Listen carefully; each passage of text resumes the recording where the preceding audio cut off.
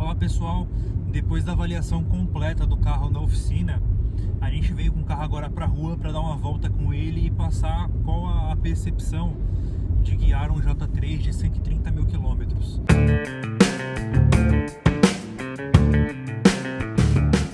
Então pessoal, depois da avaliação completa com o Paulo Randa na oficina, a gente vai fazer agora a avaliação do carro na rua. Num percurso sem programação, a gente não vai escolher aqui um percurso com a melhor pavimentação ou com menor trânsito. A gente vai andar num percurso aqui de aproximadamente 5 km, de 5 a 10 km, vai depender um pouquinho, e para saber como que esse carro se comporta na pista. Eu já andei com esse carro aqui já há um certo tempo, e até aqui a coisa que mais me surpreendeu nesse carro foi o consumo dele. No trecho que nós já andamos com ele, ele tem um consumo de 14 km por litro na gasolina dentro da cidade, tá?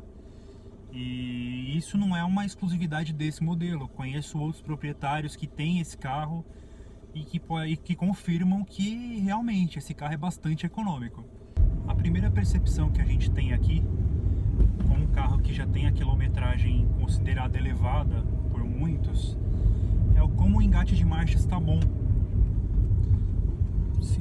A embreagem dele também nunca foi substituída, ainda é original de fábrica.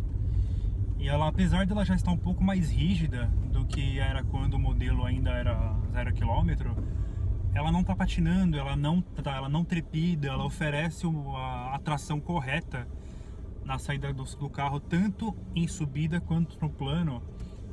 Então ele não tem essa característica de um problema, tá? Uma outra coisa bacana dele é o assento. Ele tem um comprimento bom, ele apoia bem as pernas. Talvez o que seja a maior o que questione mais o assento do J3 é que dentro do carro, seja para a qualidade dele, do assento, material da espuma, ele é um pouco mais rígido, um pouco mais duro do que a gente costuma ver em outros modelos da mesma categoria aqui no mercado. Então não é um problema. Eu particularmente gosto de assentos mais rígidos mesmo, não gosto de assentos com a espuma tão mole. Então ele tem um assento um pouco mais rígido, ele apoia bem a coluna e não me incomoda. Realmente isso para mim não posso ver como um demérito. Mas tem gente que não gosta. Mas com relação a apoio de perna e apoio lombar, o carro é bastante bacana. Outra coisa legal também é que a gente está com o motor do carro ligado. Ele tem a fixação de coxins dele é muito boa. A vibração interna do veículo é praticamente nula. A gente percebe pouquíssimo a vibração interna dele. E aqui a gente vai perceber, assim que o farol abrir, que talvez uma questão que poderia ser um pouco melhor é o isolamento acústico. O barulho do motor do carro, ele invade bastante a cabine. E embora isso para alguns não seja um problema, quando você está numa rodovia com uma velocidade alta ou o motor num RPM alto, esse barulho ele invade bastante a cabine, chega a ser cansativo, sim. Uma outra coisa também para ressaltar é a qualidade do acabamento interno. O carro, até por ser um veículo de baixo custo, ele tem predominância de plásticos duros no interior. Então, apesar do plástico duro, ele não é daquele tipo de plástico que arranha com facilidade. Claro, a gente não pode abusar, a gente não pode forçar um arranhado para ver se o carro vai arranhar o painel ou não. Mas apesar das texturas dele, ele não é um tipo de material que arranha com facilidade. Mas aqui, região de portas, é 100% plástico, tá? Assim como a gente costuma ver em outros modelos da mesma categoria, lembra bastante o Celta, com aquele material de forração de porta 100% plástico, não tem nada em tecido. Então essa condição da suspensão independente tanto na dianteira quanto na traseira é um fator raro em um veículo da categoria do Jack, que na verdade ele era um modelo de entrada até a chegada do J2. E essa condição ela torna o veículo bastante confortável no uso urbano, no uso rodoviário, o que desabona um pouco seja a característica da suspensão dele, que ela é um pouco mais macia do que... um pouco mais mole do que alguns modelos da mesma categoria. E também a suspensão desse carro é um pouco mais elevada do que a maioria dos carros. Então, numa curva de alta velocidade, numa estrada, você percebe que a carroceria rola bastante. Agora aqui um outro detalhe do J3 que a gente precisa mencionar é o quanto o ar-condicionado dele esfria. E isso não é porque o carro ele passou por uma revisão específica e deixou o sistema mais eficiente, não é isso. Na verdade, em uma certa oportunidade, o presidente da Jack aqui no Brasil, do grupo SHC, o Sérgio Habib, ele comentou que o ar-condicionado do Jack ele era tão eficiente dessa maneira porque na China, a região onde o carro é produzido é uma região de muito calor. Então, temperaturas médias de 35 graus lá. Então, eles fizeram um sistema para que fosse eficiente ao ponto de tornar o uso do J3 ali agradável. Isso eu não me lembro de um carro que esfrie mais do que o J3. Quando você coloca a temperatura no mínimo, ele gela a um ponto de chegar e falar assim: nossa, eu preciso esquentar esse ar porque não tá dando.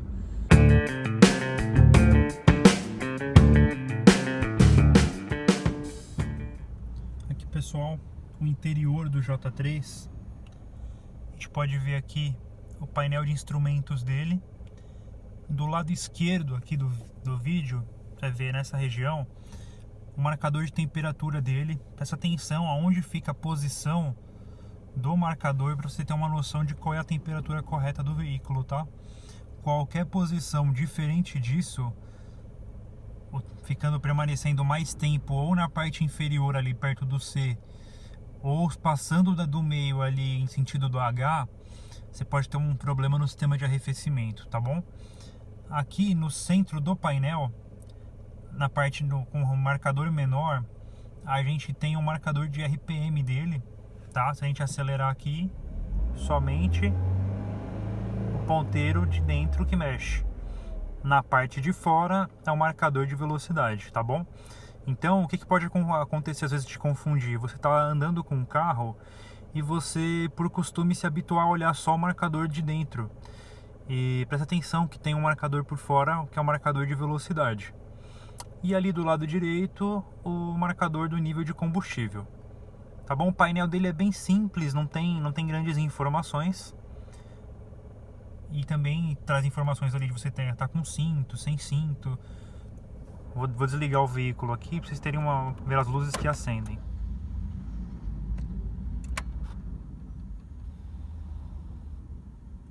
Legal?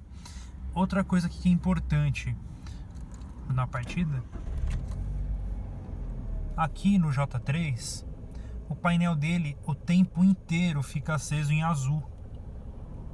Então, quando você acende o farol, por exemplo, eu acendi o farol aqui, ele não tem nenhuma luz espiã ali, nenhuma luz no painel de instrumentos que indique que o farol está aceso. Ela só indica no farol alto, tá vendo? Isso não é um defeito, não tem luz queimada, o projeto dele é assim. Então, se eu dou farol alto aqui, vai aparecer. Do contrário, não. O acionamento dos faróis, vou mudar aqui um pouquinho, é nessa chave da lateral. Desligado, lanterna, farol baixo, farol alto. Ok? Descendo um pouquinho mais aqui. Aqui eu tenho o acionamento do farol de neblina dianteiro e farol de neblina traseiro. E aqui, uma particularidade desse carro, ele tem regulagem da altura do farol, do facho do farol, tá bom?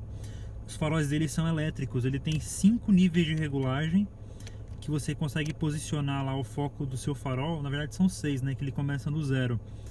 Você consegue posicionar para a regulagem do facho, para não ofuscar o motorista à frente, iluminar o melhor possível para você, tá bom? Isso aqui é raríssimo de você encontrar um veículo dessa categoria e posso quase te afirmar que nessa categoria não tem. É exclusividade dos chineses, tá bom? Um detalhe aqui, que como é um veículo usado, eles colocaram essa fitinha para poder mostrar pra gente como tá o alinhamento do volante, que tá perfeito em relação ao carro, tá? Aqui ele tem o airbag do motorista, acionamento da buzina, a dupla saída de ventilação do centro. Aqui eles passaram o carro pra gente com um odorizante veicular, o acionamento das luzes de emergência, um rádio simples que tem MP3, toca CD também. E aqui o maior problema, esse padrão de USB não é comum no Brasil, então você precisa de um adaptador, tá bom? Para você reproduzir alguma mídia de pendrive, por exemplo, você precisa de um adaptador. Os comandos do ar-condicionado, ligado, acende a luz, a posição de acionamento dele, só na frente, pé e frente, pé e para-brisa, e somente para-brisa. São 4 velocidades, onde você regula a temperatura nessa região. E do lado de cá, o airbag do passageiro. Você pode ver que nesse carro aqui, mesmo com 130 mil quilômetros, como ainda está em bom estado, o interior ele não apresenta ruídos, ele não tem ruídos internos de painel, de chiados, ele tá muito bem nesse sentido. E aqui uma outra particularidade de um veículo da Jack, aqui a regulagem dos retrovisores elétricos, lado esquerdo, nenhum dos dois, e lado direito. Para você elevar o seu espelho retrovisor do lado esquerdo, por exemplo, para subir a posição dele, eles até colocaram a marcação aqui de up, que para subir você tem que apertar para baixo, ó, dá uma olhada. E para descer, você aperta em cima. Já esquerda e direita é normal, tá? Uma particularidade. Leva um tempinho para se habituar, mas você acaba se habituando. E aqui o acionamento dos vidros elétricos dianteiro e traseiro. Aqui a trava de segurança dos vidros dos passageiros. E aqui para descer, ele desce normal, com um toque. E para subir você precisa apertar várias vezes, tá? Uma vez pressionado, ele desce o vidro inteiro.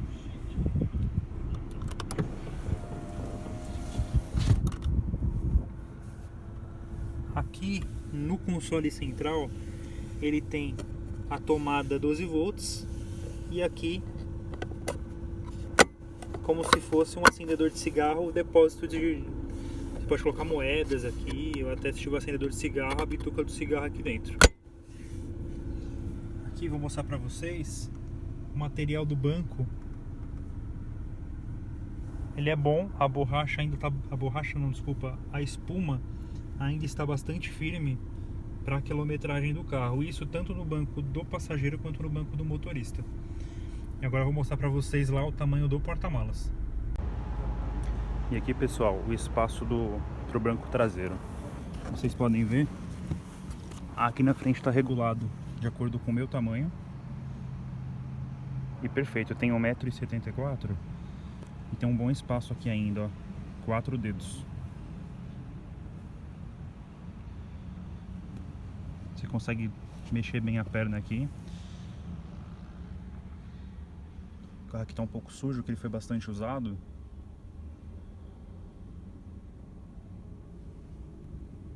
E aqui uma certa dúvida também do que poderia ser gerado com a qualidade do material de acabamento dos bancos dos veículos chineses. Esse carro, como a gente está falando, tem 130 mil quilômetros, já rodou bastante.